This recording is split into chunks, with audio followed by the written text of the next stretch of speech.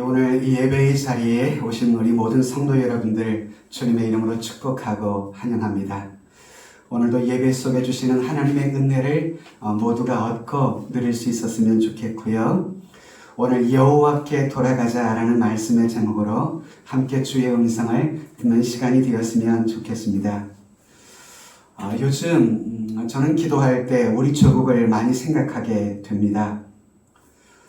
우리 조국 이렇듯 생각할 때면 참 기대보다도 염려와 걱정, 우려가 큰 것이 사실 목회자로서 솔직한 심정이라 이렇게 말할 수 있을 것 같습니다. 개인적으로나 혹은 국가적으로나 얼마나 어려운 난제들이 우리 조국에 산적해 있는지 모르겠습니다. 이럴 때는 어떻게 하면 좋을까? 이럴 때는 신앙인들은 종종 이렇게 말하죠. 기도하면 됩니다. 기도하면 됩니다. 예, 맞는 말입니다. 기도하면 됩니다. 그런데 저는 이 말에 한 가지 더 붙이고 싶은 말이 있습니다. 그것이 뭐냐 하면 기본으로 돌아가자는 것입니다. 다시금 기본으로. 어렵고 힘들 때 기본으로 돌아가자. 여러분 실례를 들어보면 운동선수들도 있잖아요. 그 운동선수들이 이렇게 운동을 잘하고 게임을 잘하다가 어느 날부턴가 왠지 게임이 잘 안 풀리고 슬럼프에 깊이 빠지는 순간이 찾아오기도 한다고 하더라고요. 그럴 때면 그들은 기본으로 돌아가고자 노력한다고 해요. 여러분 우리나라가 IMF를 겪었던 1997년 얼마나 어려움을 겪었습니까? 그때 온 국민들이 참 시련의 골짜기를 겪었었는데요. 그런 시련의 골짜기 가운데 우리 조국에게 희망을 주었던 두 사람의 대표적으로 운동선수들이 있었어요. 박씨로 대변되는 두 사람, 박신남매, 박찬호, 박세리, 쇠리팍, 찬호팍, 이 두 사람이었어요. 얼마나 여러분 그들의 외국에서의 여러분 그 모습이 얼마나 우리 국민들에게 희망을 주었는지 몰라요. 근데 그렇게 우승을 많이 했던 이 박세리 선수가 온 국민들에게 희망을 주었던 그 유명한 골프 선수가 어느 날부턴가 깊은 슬럼프에 빠졌었다는 거예요.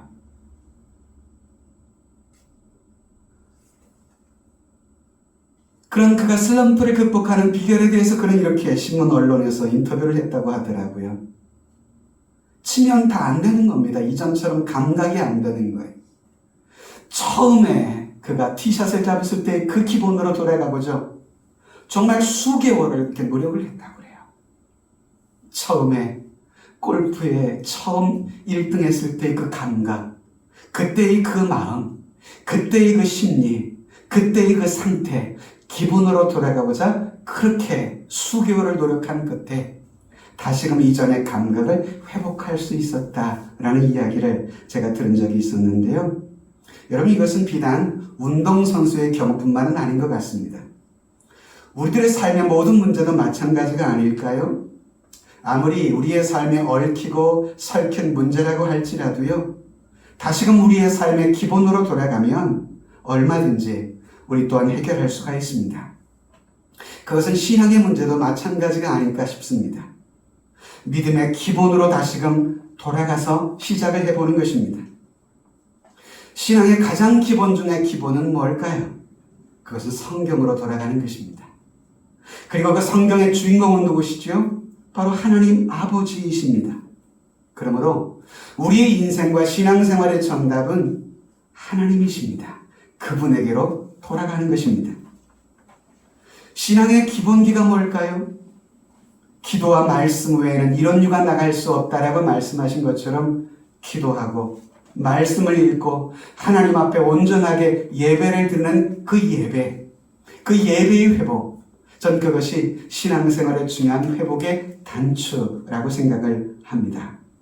자, 여러분 오늘 첫 번째 우리가 생각해 볼 것은 북이스라엘의 멸망의 원인을 한번 생각해 보았으면 좋겠습니다. 여러분 오늘 호세아서의 배경은 BC 8세기경 당시는 이스라엘이 남북으로 분단되어 있는 시대였습니다. 북쪽으로는 북이스라엘이 남쪽으로는 남유다가 이렇게 분단되어 있는 그런 상황이었는데요. 당시 남유다는 그래도 예루살렘 성전이 있고 그리고 성전에 제사장들이 있었어요. 그래서 남유다는 그나마 여호와 신앙을 명맥을 유지할 수 있었는데요. 반면에 북이스라엘은 어땠을까요? 당시 북이스라엘 왕이었던 여로보암이라는 왕은 자신의 정권을 유지하기 위해서 우상 숭배를 감행했습니다. 그는 절기 때마다 백성들의 절기를 지키려고 남유다에 있는 예루살렘 성전으로 내려가니까 자신의 정권이 흔들릴 것을 우려해서 자신의 지역에 베델과 단에 금송아지 제단을 만들고 거기에서 제단을 쌓고 제사를 드리라고 강요를 했습니다. 그리고 바알 신도 섬기고 아세라 신도 섬기도록 그렇게 강요도 하기도 했습니다. 그래서 모든 북이스라엘 백성들이 우상 숭배에 빠져들게 만든 것이죠. 이런 모습을 보셨던 하나님께서 그 북이스라엘의 호세아라는 선지자를 이런 상황 가운데 보내신 것입니다. 그리고 그 호세아를 보내사 하나님께 다시금 돌아오라며 회개를 촉구하고 있었던 것이죠. 여호와께 돌아오라는 것입니다. 하지만 북이스라엘 백성들은 호세아의 이런 피맺힌 그런 외침에도 불구하고 끝내 회개하지 않았습니다. 끝내 돌아오지 않았습니다. 결국 이후에 하나님의 진노를 통해서 BC 722년경 아스리아 제국을 통해서 그 나라는 멸망하고 말았지요. 여러분, 오늘 본문의 말씀은 바로 북이스라엘의 멸망 직전을 배경으로 하는 그런 시대적 상황입니다. 당시의 북이스라엘은 사실 외적으로 보면 아무 문제가 없는 듯 보였습니다. 그들은 번영을 구가했고요. 그들은 경제력이나 군사력이나 막강했습니다. 그러나 그들은 그런 외적인 그런 모습에도 불구하고 그들은 하나님을 배반하고 호세아 선지자의 그 말을 거역한 결과로 그들은 결국 처참한 멸망을 당하고 말았죠. 여러분, 오늘 우리들은 이스라엘 역사 속에 있는 이런 비극을 통해서 듣고 보면서 우린 역사의 반면교사로 삼아야 할 것 같습니다. 어제 저녁에 다니엘 기도회 강사로 오신 양진철 목사님께서 이러한 신조어를 우리에게 말씀하시더라고요. 듣보잡 신앙을 가지라고. 듣보잡이 뭘까요? 하나님의 말씀을 듣고 하나님을 보고 하나님만을 붙잡으라 라고 하는 것입니다. 듣보잡. 예, 맞습니다.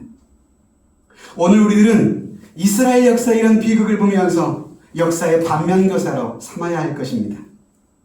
우리는 호세아 선자의 경고를 듣고 하나님께로 우리는 돌아가서 주의 은혜를 입는 우리 모두가 되었으면 좋겠다는 바람으로 오늘 지난 한 주간 이 말씀을 준비하게 됐습니다. 자, 여러분, 북이스라엘의 결국 멸망의 궁극적 원인이 무엇이었을까요? 그들은 하나님을 떠나 배반하고 그리고 하나님의 말씀을 무시한 교만 때문이었습니다. 당시 북이스라엘은 겉보기에는 아무런 문제가 없는 것처럼 멀쩡해 보였었거든요. 여전히 정치적으로는 여러분 번영했고 경제적으로도 강대했습니다. 국가는 번영의 일로를 구가했고 선진국가에 여러분 다다르는 그런 강대국을 부상하는 그런 나라의 상황이었어요. 그런데 호세아 선지자는 그 나라의 계획, 그 나라를 향한 하나님의 계획을 알고 있었어요. 결국 이스라엘이 하나님의 심판을 통해 멸망당할 수 있다는 사실을 이 하나님의 계획을 호세아는 알았어요. 그리고 그들이 멸망하게 되는 원인은 결국 영적인 교만 때문이었는데요. 이 북이스라엘은 지도자로부터 백성까지 온 이스라엘이 하나님의 은혜를 망각하고 그리고 하나님을 멀리하고 하나님을 배반한 나머지 백성 모두가 총체적으로 타락하고 부패하고 음란하게 되고 말았던 것입니다.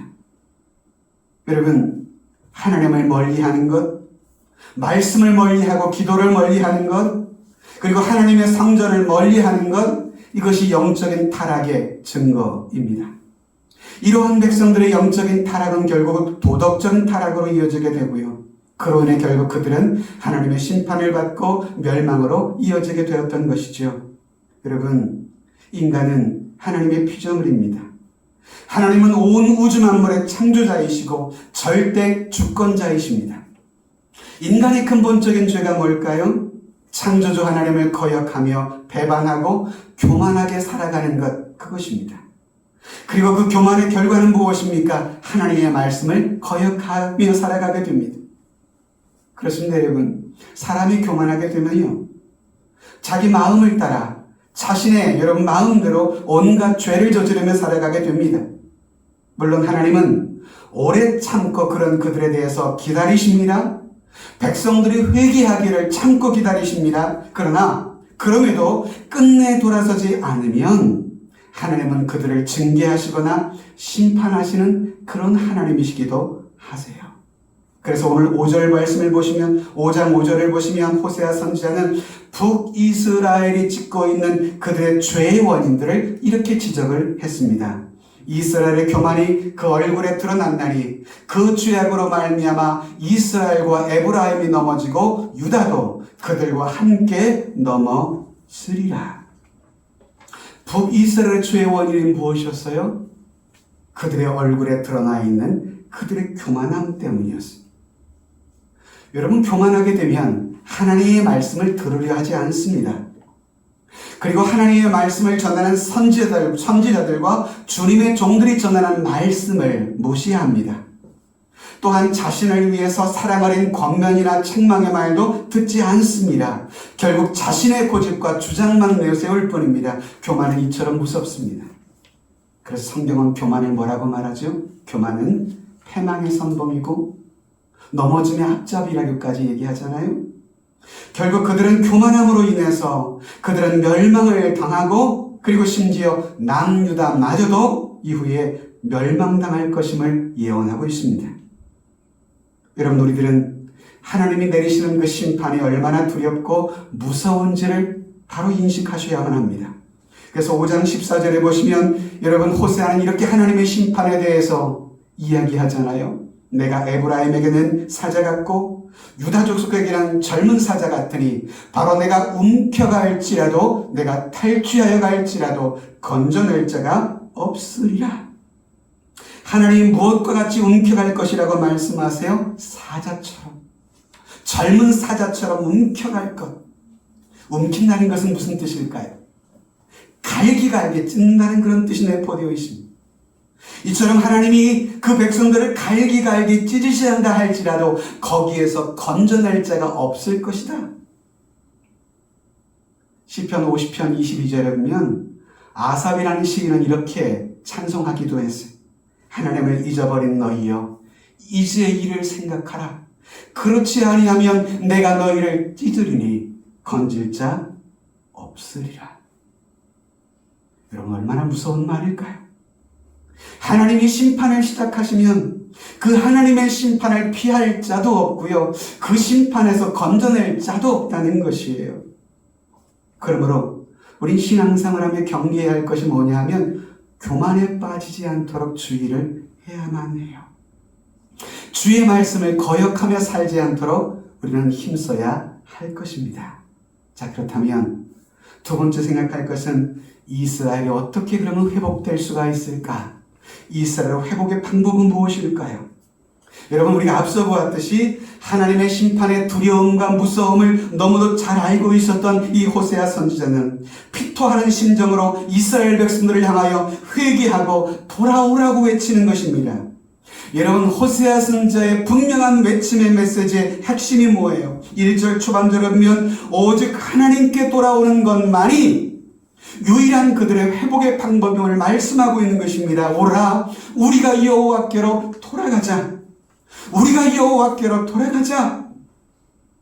여러분, 돌아가자라는 말이 무슨 뜻이에요? 돌아서다, 하나님을 향하다, 이런 뜻이 담겨 있습니다. 즉 회개를 의미하는 단어입니다. 하나님을 등지고 멀리하며 살다가 이제는 돌아서서 하나님을 향하여 걸어가는 삶. 회개란 한마디로 표현하면 하나님께로 다시금 돌아가는 삶인 것입니다. 이처럼 여러분, 우리가 하나님께로 돌아가면 어떻게 된다고 말씀하시나요? 1절 전체를 한 번 더 같이 읽어보실까요, 여러분? 오라, 우리가 여호와께로 돌아가자. 여호와께서 우리를 찢으셨으나 도로 낫게 하실 것이요, 우리를 치셨으나 싸매어 주실 것입니다. 마치 만신창이가 된 이스라엘을 하나님이 너희들이 내게 돌아오기만 하면 너희를 낫게 하시고 싸매어 주실 것이라. 이스라엘을 치유하시고 회복시켜 주실 것임을 약속하고 계세요. 2절도 같이 읽어볼까요? 여호와께서 이틀 후에 우리를 살리시며 셋째 날에 우리를 일으키시리니 우리가 그의 앞에서 살리라. 이틀 후에 그들을 살리시고 3일 후에 그들을 다시금 일으키실 것이라. 회개하면 곧 가까운 장래에 그들을 회복시켜 주실 것이라 라는 그런 말씀이죠. 그래서 호세아 선지자는 너희들이 회개하고 이처럼 돌아갈 뿐만 아니라 이제는 한 걸음 더 나아가 힘써 하나님을 알자고 전하고 있습니다. 그렇게 하면 우리가 단순한 회복을 넘어서 그 이상의 놀라운 은혜를, 그 놀라운 축복을 하나님이 내리실 것을 말씀하고 있는 것입니다. 그래서 3절을 다 같이 읽어볼까요? 그러므로 우리가 여호와를 알자, 힘써 여호와를 알자. 그의 나타나심은 새벽빛같이 어김없나니 이와 같이 땅을 적시는 늦은 비와 같이 우리에게 임하시리라 하니라. 힘써 알자는 말이 무슨 말일까요? 열심으로 하나님을 만나고 그를 체험하라는 것입니다.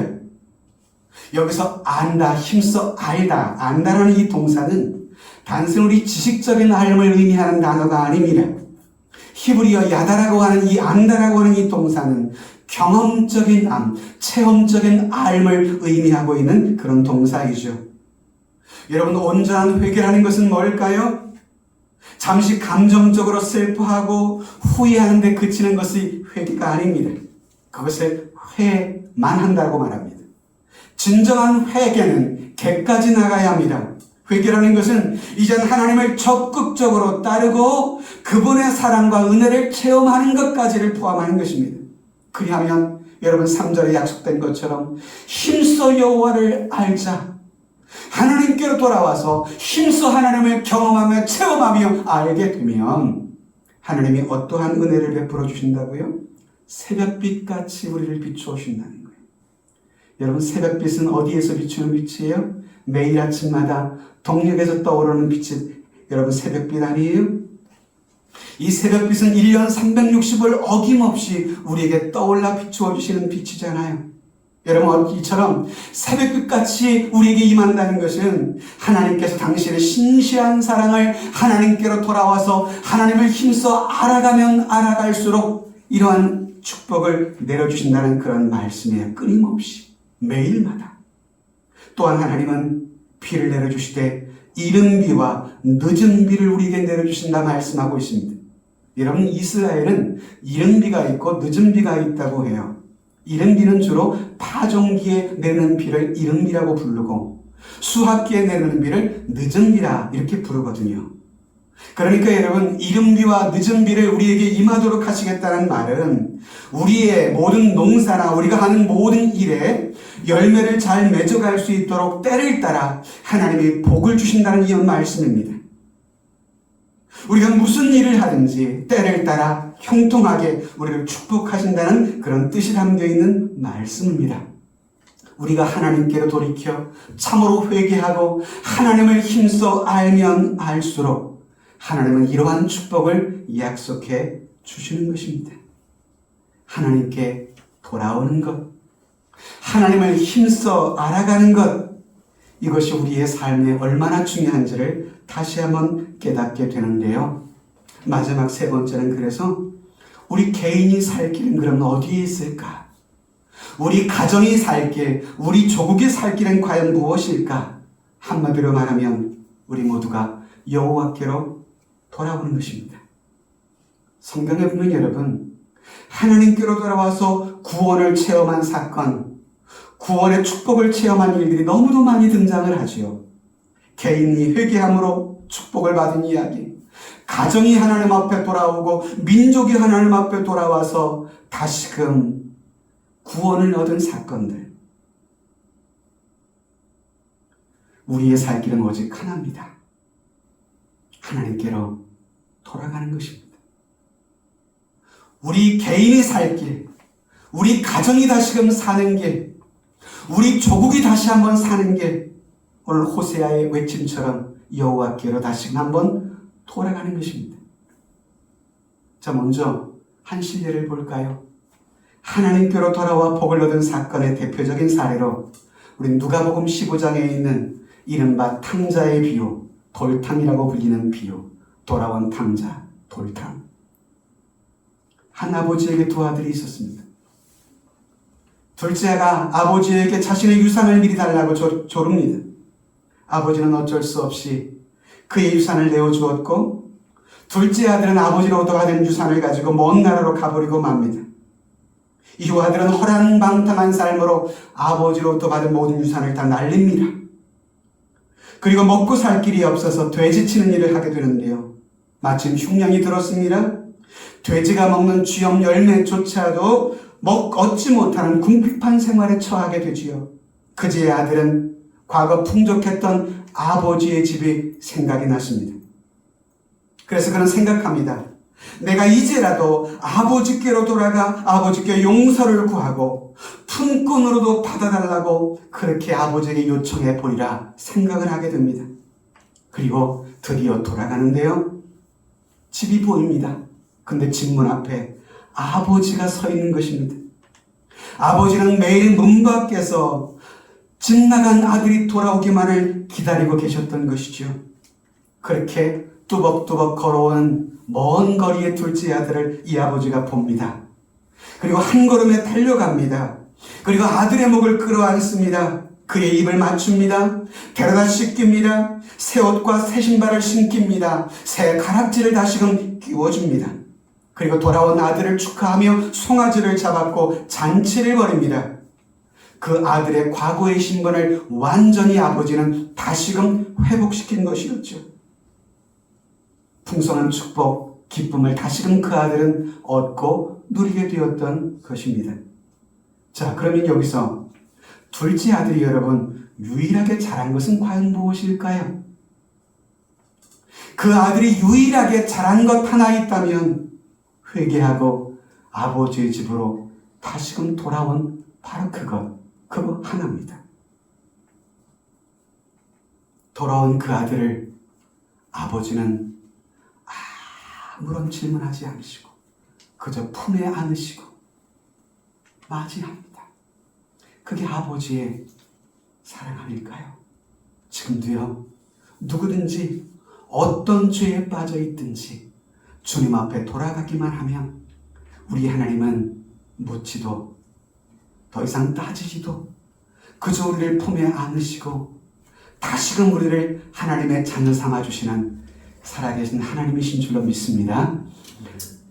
그분은 돌아가기만 하면 얼마든지 받아주시는 분이세요. 우리가 아무리 잘못된 길, 엉뚱한 길로 갔을지라도 돌아가기만 하면 그 아버지 하나님은 우리를 받아주시고 다시금 회복시켜주시는 그런 인자하신 자비로우신 하나님이십니다. 두 번째, 가정이 하나님께로 돌아와 축복을 얻은 경우를 한번 살펴볼까요?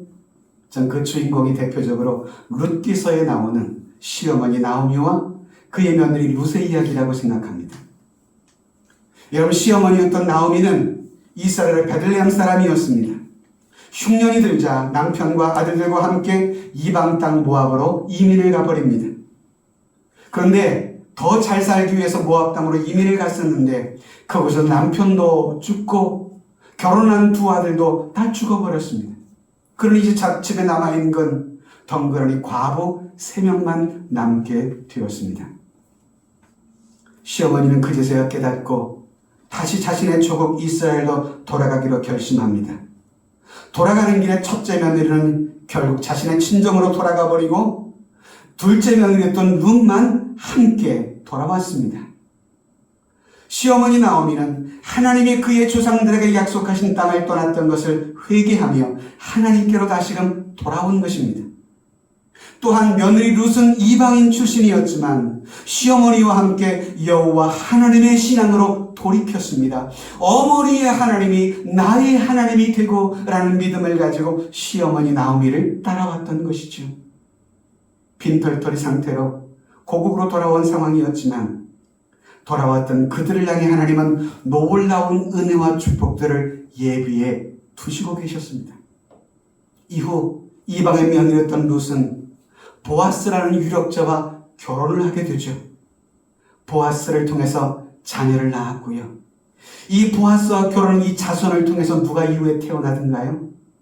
다윗이 태어납니다. 보아스의 후손을 통해서 누가 이 땅에 오셨나요?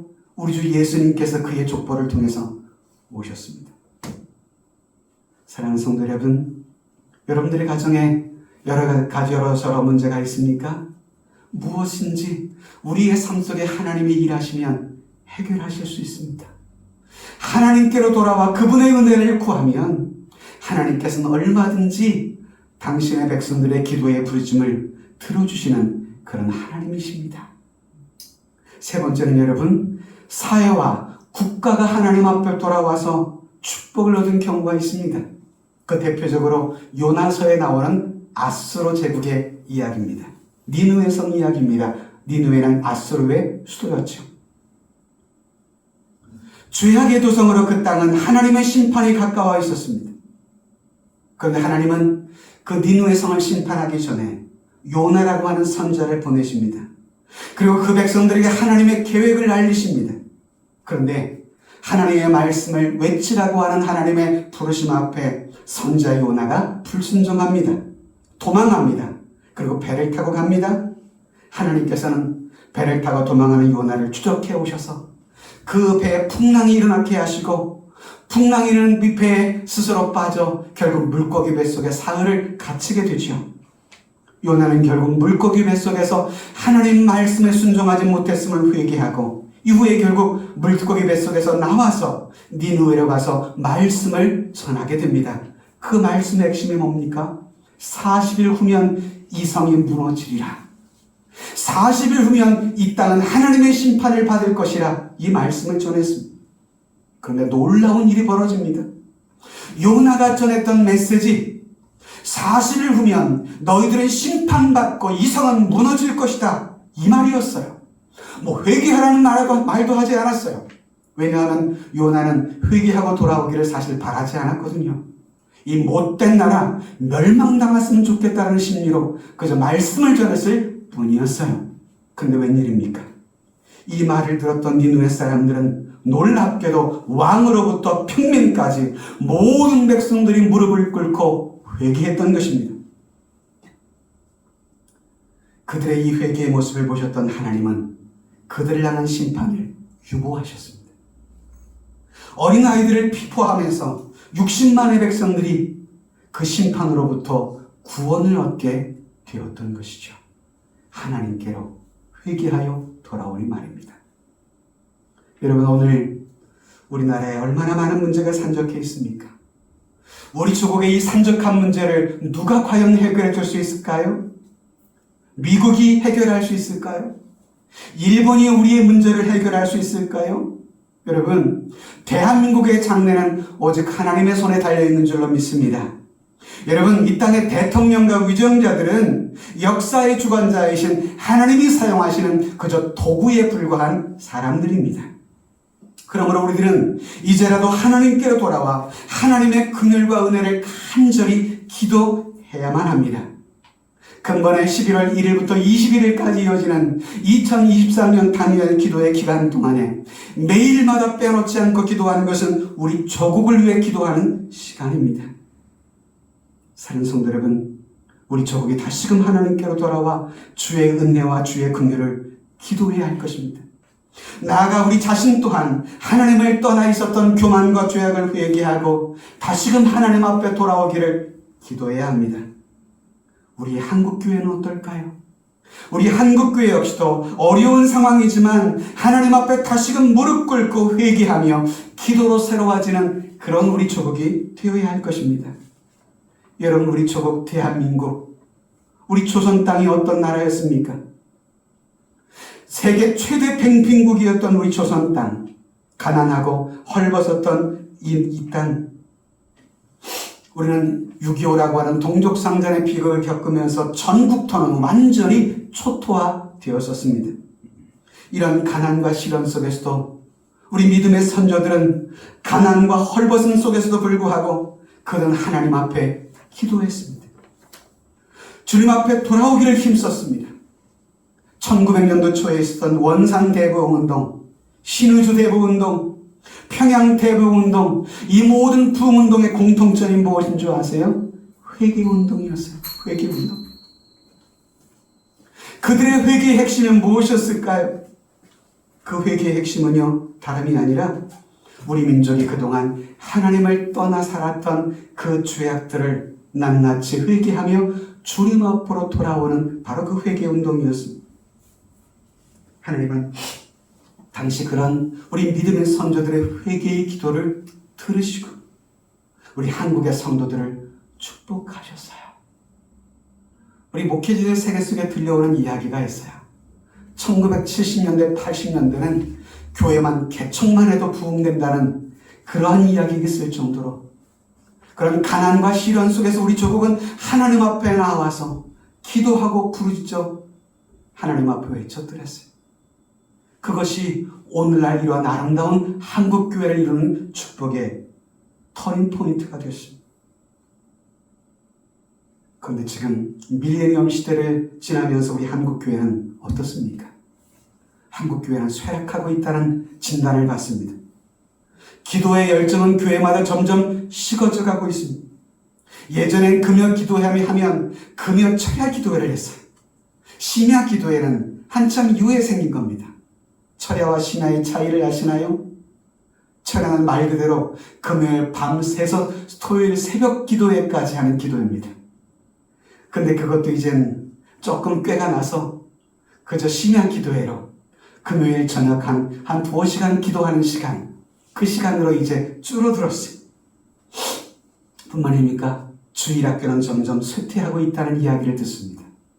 우리 교단도 우리 교단의 한 70% 가까이가 주일학교가 없는 교회들이 태반이에요. 태반이 뭐예요? 70%예요. 수많은 우리 성도들 역시도 요즘은 주말이면 캠핑 부흥이 일어나가지고요. 한 주간에 살아가는 삶의 이유가 주말에 캠핑 가기 위함이래요. 예전의 성도들은 그렇게 생각하지 않았어요. 한 주간 세상 속에 살아가는 삶의 이유가 주일을 하나님 앞에 예배하기 위함이었어요. 근데 지금은 한 주간 직장 사는 이유가 가족들과 함께 캠핑 가는 게 한 주간의 삶의 이유라는 그런 이야기들이 점점 화제되고 있습니다. 주일 5일 근무제가 시작이 되면서 썬데이 크리스천이 너무도 많이 양산되는 그러한 현실을 우리가 목도하고 있잖아요. 많은 전문가들이 한국교회 위기를 진단하고 있는 그런 상황입니다. 자, 여러분, 비록 이런 상황일지라도 그럼에도 우리에겐 소망이 있습니다. 왜? 전능하신 하나님은 여전히 살아계시며 우리의 아버지가 되시는 분이시기 때문에 그렇습니다. 오늘 말씀에 기록된 구약의 이스라엘의 역사를 반면교사로 삼게 되었으면 좋겠습니다. 모든 그들의 문제의 원인은 하나님에게서 멀리 떠나 살았던 그들의 영적인 교만 때문이었습니다. 우리 또한 그래서 하나님을 멀리했던 우리의 삶들을 하나님 앞에 회개하고 이제라도 하나님을 더욱 가까이 하고 하나님께로 돌아오기만 하면 하나님은 새벽빛같이 때를 따라 이른 비와 늦은 비를 우리의 삶에 내리사 우리의 삶에 은혜를 베풀어 주실 것입니다. 하나님보다 더 사랑했던 우리의 마음의 우상들을 주님 앞에 회개합시다. 그리고 하나님 앞에 돌아오면 하나님 우리를 다시금 살리실 것입니다. 하나님께로 돌아오기만 하면 하나님 우리의 삶에 이른 비와 늦은 비를 내리실 것입니다.